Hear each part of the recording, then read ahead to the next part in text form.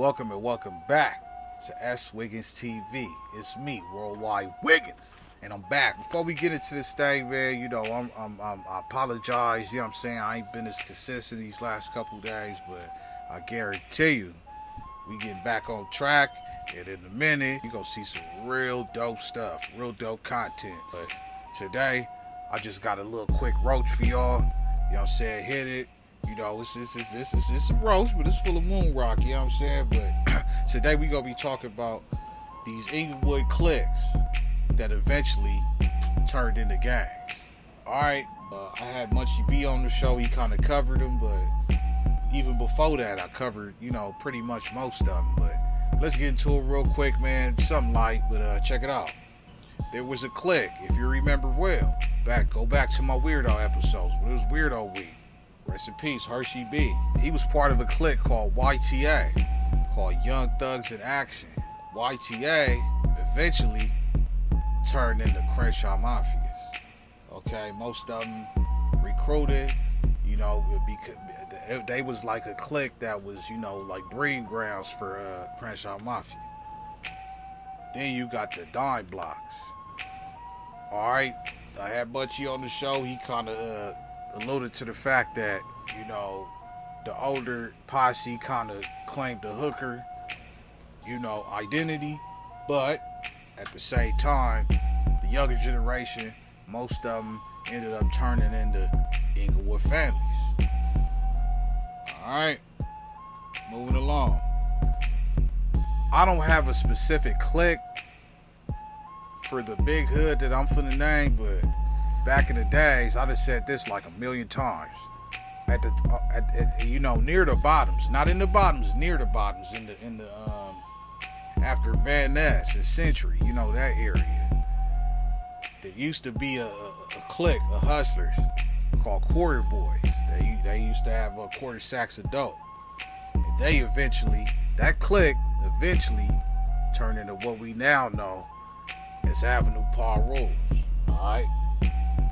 And if I include you know, this is a mostly Don Move list. You feel me? I could do way more, but I gotta include some Crips on there, bro. But there used to be a clique called Myrtle Street.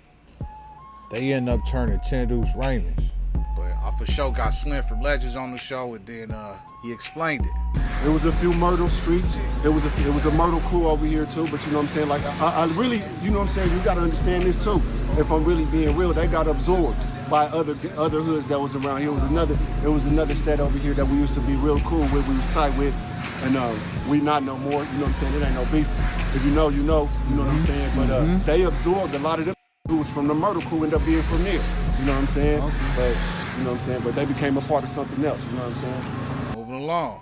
Then you got a high school reputable clique, man. One of my favorite small hoods in LA period to cover. They had an awkward style, you know what I'm saying? They chose in the beginning not to be Crip or Blood. People called them, you know, because they didn't want to conform to it, you know what I'm saying, the Weirdo. As you know, obviously, they end up turning into Weirdo Gangsta Bloods. But, you know, while we on the conversation, I think it's important to let it be known, bro, the Weirdos and Center Park Bloods beef stems from them not turning into Center Park. The Center Parks wanted to recruit the Weirdos and make them turn, but they chose their own path, you feel me? So I just wanted to put that in there.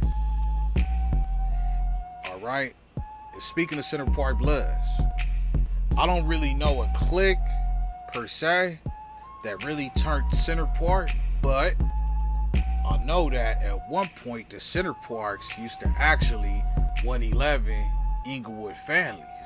Yeah. Alright. Now we getting down to the nitty gritty, bro. You got the Lawrence Street Pimps. You know, I originally called them the Lil Style Pimps, and that's what I heard they evolved into, or Lil Style Bloods. But they eventually, from what I'm hearing, you know, turned Crenshaw Mafia or whatever. Another hood that turned Crenshaw Mafia was the Mobile Fresh Bloods, the Bloods that was over by the mobile gas station off of Century and Crenshaw, where the warehouse shoe sale at. Alright. Now, there used to be a clique called the Corn. You know, Corn with a P. When you watch videos on Cornhub, okay? There used to be a clique called the Corn with a P, the Corn Stars. Believe it or not. And those members of that clique eventually turned into Sentinels part family bloods. Yeah. Alrighty. There used to be a clique in Inglewood called the Westside Roders. Alright? And then they was over there like, well, I'm hearing about Market Street or something. I just can't get the location right, because at a certain point, honestly, bro, Inglewood gets confusing because the streets numbers has always been confusing to me, bro.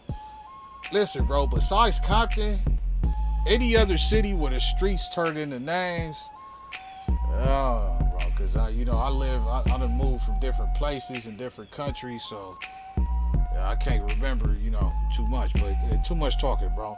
But anyway, bro, so the Westside Roders eventually turned into the neighborhood Paul Rules. Yeah. Alright. And I know what you thinking. Damn, what about Queen Street? I ain't gonna lie, I don't really know a clique that turned into Queen Street. But if you do, let me know in the comments, bro. Because like I said, I ain't got all the answers, bro. But shout out to Queen Street, bro. That's what you get, bro. Y'all need to tap in. You should tap in, bro. You know what I'm saying? But nah, for sure. That's what it do, bro. But I ain't making no noise, man. But there it go, bro. See how my roaches, I just pull out the ashtray, they turn into 3.5s, nigga. They turn into peas.